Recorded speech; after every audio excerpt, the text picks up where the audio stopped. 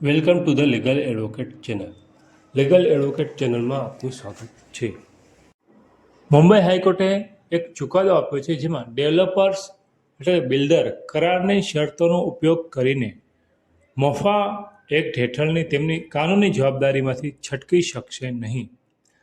આ નિર્ણય જે સોસાયટીના સભ્યોને તેમના જીવનભરની બચતથી જે મિલકત ખરીદી હોય તેને સુરક્ષિત કરવાનો અધિકાર આપે છે.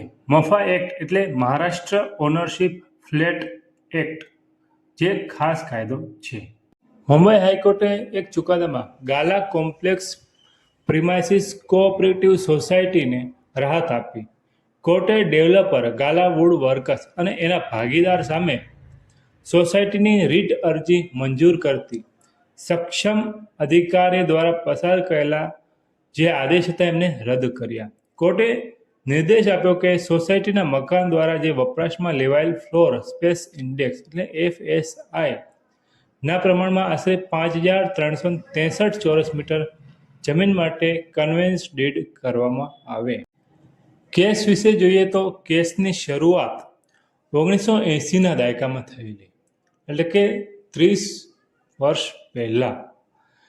મૂળ જમીન માલિકો દ્વારા વર્ષ 1961માં મોરારજી જાખુ ગાલા અને શ્યામજી જાખુ ગાલાને મુલુંડ એટલે કે પશ્ચિમ ખાતે આશરે 12,290 ચોરસ મીટર જમીન હસ્તાંતરિત આપવામાં આવી હતી. ત્યારબાદ ખરીદદારોએ ગાલા વુડ વર્ક નામની ભાગીદારી પેઢી બનાવી અને જમીન ઉપર વિકાસ કરવાનું શરૂ કર્યું. પેઢીએ મુંબઈ મહાનગરપાલિકા પાસેથી મકાન યોજના મંજૂર કરાવી અને ગાલા કોમ્પ્લેક્સનું નિર્માણ કર્યું.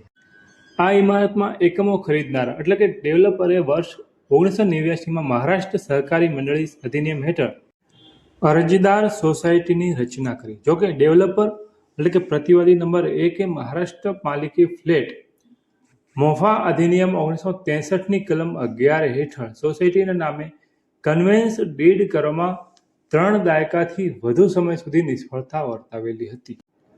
કેસ જ્યારે કોર્ટમાં ગયો ત્યારે કોર્ટે કેસની સુનાવણી કરતા 2 પ્રશ્નો ઉઠાવ્યા, જે હતા: 1. શું ખરીદી કરારમાંની કલમો જેમાં માત્ર ત્રિકોણાકાર ભાગનો ઉલ્લેખ હતો મોફા કાયદાની જોગવાઈઓને મર્યાદિત કરી શકે? જ્યારે 2. મોટા પ્લોટમાંથી FSIનો ઉપયોગ થયો હોય ત્યારે પ્રમાણસર જમીન વિસ્તારની ગણતરી કેવી રીતે થાય? કોર્ટે સ્પષ્ટ કર્યું કે મોફા મહારાષ્ટ્ર ઓનરશિપ ફ્લેટ એક્ટ એક ખાસ કાયદો છે જે ફ્લેટ ખરીદનારાઓને સુરક્ષા આપવા માટે બનાવવામાં આવ્યો છે. કરારમાંની કોઈ પણ શરત આ કાયદા હેઠળ મળતા ગ્રાહકોના અધિકારોને છીનવી શકે નહીં.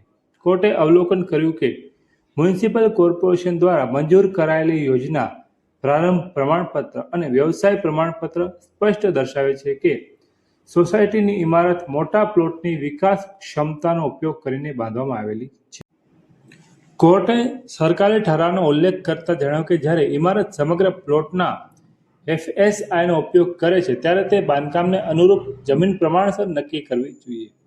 સોસાયટીના આર્કિટેક્ટ દ્વારા રજૂ કરાયેલ ગણતરી મુજબ કુલ પ્લોટ એરિયા 12,387 ચોરસ મીટર અને બિલ્ટ અપ એરિયા 4,962.83 ચોરસ મીટરના આધારે સોસાયટીનો પ્રમાણસર જમીન હિસ્સો 5,363 ચોરસ મીટર થાય છે.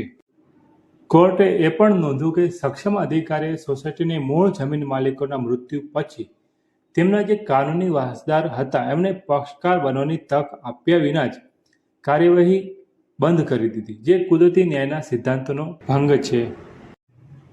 ડેવલપર ગાલા વુડ વર્કર્સે કોર્ટમાં સોગંદનામું રજૂ કરીને જણાવેલું કે તેઓ બાકીની મિલકતના વિકાસ દરમિયાન સોસાયટીના લાભ માટે 4,235.47 ચોરસ મીટરનો FSI અનામત રાખશે. જોકે કોર્ટે સ્પષ્ટ કરેલું કે બાંયધારી કોર્ટના જમીનના પ્રમાણસર માલિકી હક મેળવવાના કાનૂની અધિકારને બદલી શકે નહીં.